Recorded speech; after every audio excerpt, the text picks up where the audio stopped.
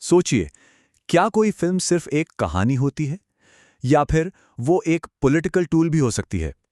YouTuber Dhruv Rathee ने film धुरंधर 2 का जो एनालिसिस किया है, उसमें कुछ ऐसे ही बड़े सवाल उठाए गए हैं। तो चलिए उनके तर्कों को एक-एक करके समझते हैं।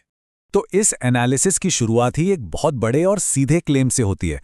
राठी का आरोप है कि धुरंधर 2 सिर्फ एंटरटेनमेंट नहीं है, बल्कि ये एक राजनीतिक विज्ञापन है, कि इसका असली मकसद कहानी सुनाना है ही नहीं, बल्कि देखने वालों की सोच पर असर डालना है। तो सबसे पहले यही सवाल उठता है कि ये फिल्म आखिर है क्या, सिनेमा या फिर कोई एड?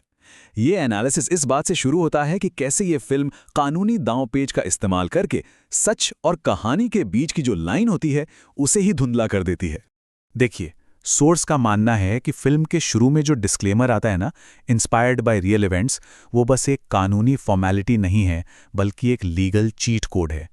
इसकी आड़ में फिल्म बनाने वाले असल फुटेज और कहानी को ऐसे मिला देते हैं कि देखने वाले को पता ही नहीं चलता कि कहाँ पर सच खत्म हुआ और कहाँ से फिक्शन शुरू हो गया।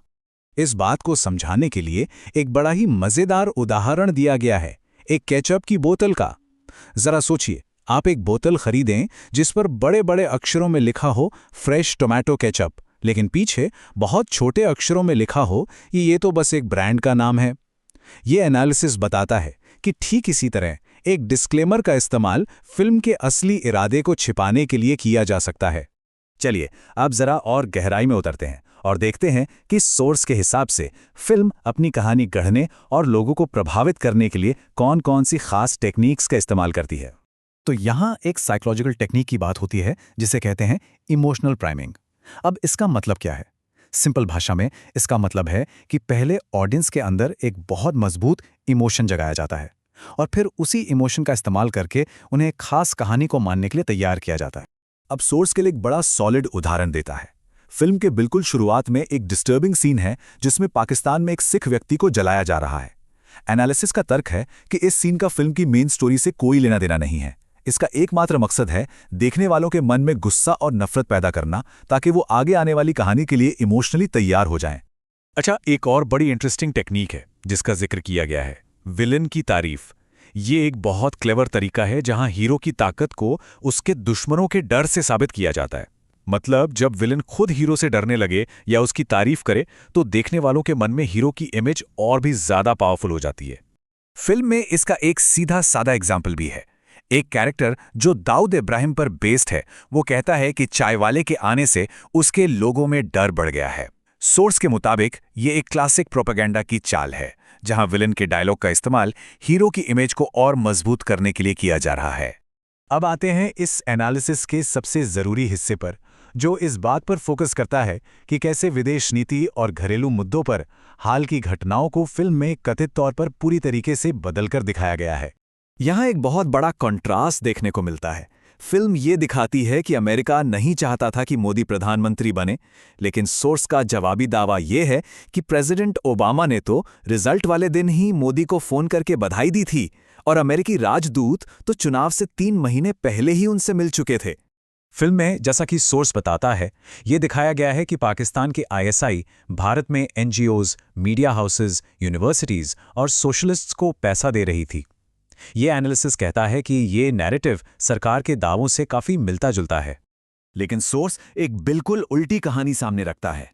ये the foreign exchange of hate और अल जजीरा की रिपोर्ट्स का हवाला देते हुए क्लेम करता है कि असल में तो विदेशी फंड अमेरिका से भारत के दक्षिणपंथी संगठनों के पास आ रहा था।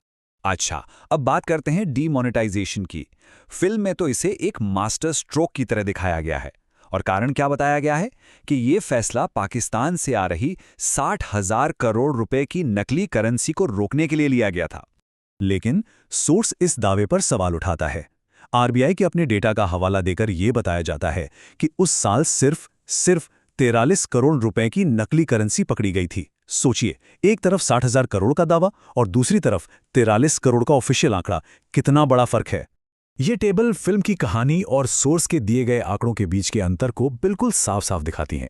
जहां फिल्म इसे देश की सुरक्षा के लिए एक बड़ी जीत बताती है, वहीं सोर्स आर्थिक गिरावट और 80 से ज्यादा मौतों की बात करता है।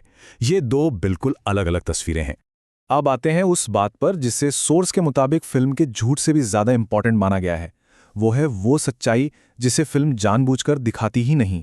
सोर्स का एक कोट है जो इस बात को बहुत अच्छे से समझाता है। प्रोपेगेंडा में सबसे पावरफुल टेक्निक ये नहीं होती कि क्या दिखाया जा रहा है, बल्कि ये होती है कि क्या छिपाया जा रहा है। जो चीज़ नहीं दिखाई जाती वो भी कहानी को उतना ही बदल देती है जितना कि वो जो दिखाई जाती है। ये टाइमलाइन उन घटनाओं को दिखाती है जो सोर्स के हिसाब से फिल्म से गायब हैं, जैसे कि प्रधानमंत्री मोदी का अचानक पाकिस्तान जाना, उसके सिर्फ 8 दिन बाद पठानकोट पर हमला होना और पुलवामा हमले से पहले मिली 11 अलग अलग इंटेलिजेंस वार्निंग्स। एनालिसिस का तर्क ये है कि इन घटनाओं को इसलिए नहीं दिखाया गया क्योंकि ये एक फिल्म की एक हीरो वाली साफ सुथरी कहानी में फिट नहीं बैठती। और अब हम आते हैं सोर्स के सबसे सीरियस आरोप पर। वो ये है कि फिल्म दर्शकों के दिमाग के साथ खेल रही है, उन्हें अपनी ही यादों पर शक करने के लिए मजबूर कर रही है। गैसलाइटिंग ये एक साइकोलॉजिकल टर्म है। इसका सीधा सा मतलब है किसी को ये यकीन दिला देना कि जो कुछ भी उन्होंने अपनी आंखों से देखा, सुना या महसूस किया वो सब गलत था। ये किसी की सच्चाई की समझ को ही तोड़ने का एक तरीका है।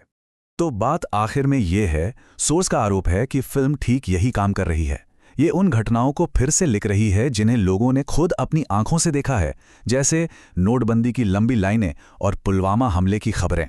ये फिल्म एक तरह से कह रही है कि लोगों का अपना अनुभव गलत था और असली कहानी तो कुछ और ही है। तो कुल मिलाकर सोर्स का फाइनल वर्डिक्ट क्या है?